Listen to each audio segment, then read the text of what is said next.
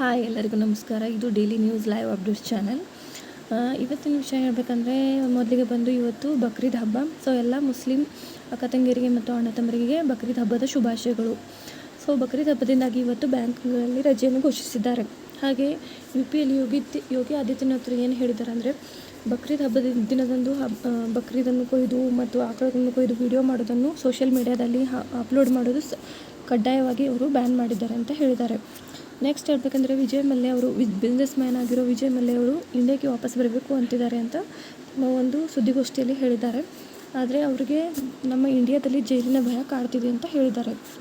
Next RBIದವರು ಒಂದು ಶುಭ ಸುದ್ದಿಯನ್ನು ಎಲ್ಲ ಗೋಲ್ಡ್ ಲೋನ್ ಪಡೆಯೋರಿಗೆ ಹೇಳಿದ್ದಾರೆ. ಏನಂತಂದರೆ 1 ಲಕ್ಷದವರೆಗೆ ನಿಮ್ಮದು ಗೋಲ್ಡ್ ಬರ್ತಿತ್ತು ಅಂದರೆ ಅಲ್ಲಿ 85,000ವರೆಗೆ ನೀವು ಲೋನನ್ನು ಪಡೆಯಬಹುದು.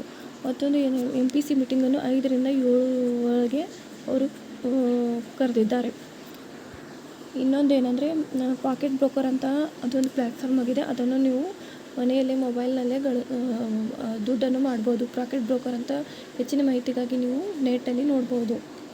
ಮತ್ತೊಂದು ಇಲಾನ್ ಮಸ್ಕಿ ಸ್ಟಾರ್ಲಿಂಕ್ ಕಂಪನಿಯಾಗಿ ಇದು ಒಂದು ವೆಸ್ಟರ್ನ್ ಕಂಪ್ನಿಯಾಗಿದ್ದು ಇದನ್ನು ಇಂಡಿಯಾದಲ್ಲೂ ಕೂಡ ಪರ್ಮಿಷನ್ ಕೊಡ್ತಿದ್ದಾರೆ. ಏನಂದರೆ ₹840 ನೀವು ತಿಂಗಳಿಗೆ ರೀಚಾರ್ಜ್ ಮಾಡಿದ್ರೆ 1 ತಿಂಗಳ ತನಕ ಫ್ರೀ ಅನ್ಲಿಮಿಟೆಡ್ ಡಾಟಾನು ನೀವು ಪಡಿಬೋದು. ಅಂದರೆ ಇದು ಡೈರೆಕ್ಟ್ ಸ್ಯಾಟಲೈಟ್ನಿಂದ ನಿಮಗೆ ನೆಟ್ವರ್ಕ್ ದೊರೆಯೋದ್ರಿಂದ ನೀವು ಗುಡ್ಡಗಾಡುಗಳ ಪ್ರದೇಶದಲ್ಲಿ ಕೂಡ ಇದು ನೆಟ್ ಬರ್ತಿದೆ. ಸೊ ಇದು ತುಂಬ ಉಪಕಾರಿಯಾಗಿದೆ. ನೆಕ್ಸ್ಟ್ ಹೇಳಬೇಕಂದ್ರೆ G7 ಸಮಿತಿಯಲ್ಲಿ PM ಮೋದಿಯವರು ಭಾಗಿಯಾಗಲಿದ್ದಾರೆ. ಇದು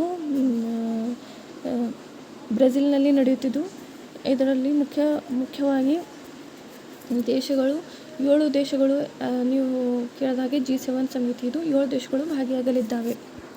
ಸೊ ನೆಕ್ಸ್ಟ್ ಹೇಳಬೇಕಂದ್ರೆ ತಿರಂಗ ಧ್ವಜವನ್ನು ಹಿಡಿದು ತಿರಂಗ ಅಂದರೆ 3 ಇದು ಕೇಸರಿ ಬಿಳಿ ಹಸಿರಿನ ಧ್ವಜವನ್ನು ಹಿಡಿದು ಚಿನಾಬ್ ಆರ್ಚ್ ಬ್ರಿಡ್ಜ್ನ ಉದ್ಘಾಟನೆಯನ್ನು ಇವತ್ತು PM ಮೋದಿಯವರು ಮಾಡಿದ್ದಾರೆ.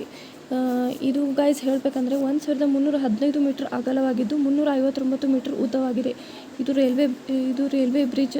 ಇದು ದೇಶದಲ್ಲಿ ಅತ್ಯಂತ ಉದ್ದವಾದ ಮತ್ತು ಅಗಲವಾದ ಬ್ರಿಡ್ಜ್ ಎಂದು ನಾನು ಹೇಳ್ತೇನೆ.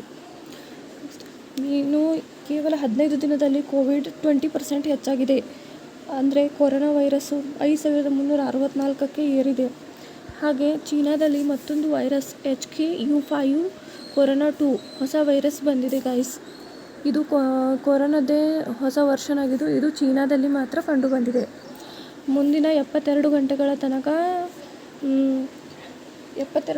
ತನಕ ಭಾರೀ ಮಳೆಯಾಗಲಿದೆ ಎಂದು ಎಲ್ಲ ರಾಜ್ಯಗಳಲ್ಲಿ ಮಧ್ಯಪ್ರದೇಶದಲ್ಲಿ, ರಾಜಸ್ಥಾನದಲ್ಲಿ, ಬಿಹಾರದಲ್ಲಂತೂ 12 ಪ್ರದೇಶಗಳಲ್ಲಿ ಆರೆಂಜ್ ಅಲರ್ಟನ್ನು ಘೋಷಿಸಿದ್ದಾರೆ. ಹಾಗೆ ಹರಿಯಾಣದಲ್ಲಿಯೂ ತುಂಬ ಮಳೆಯಾಗಿದೆ ಫ್ರೆಂಡ್ಸ್.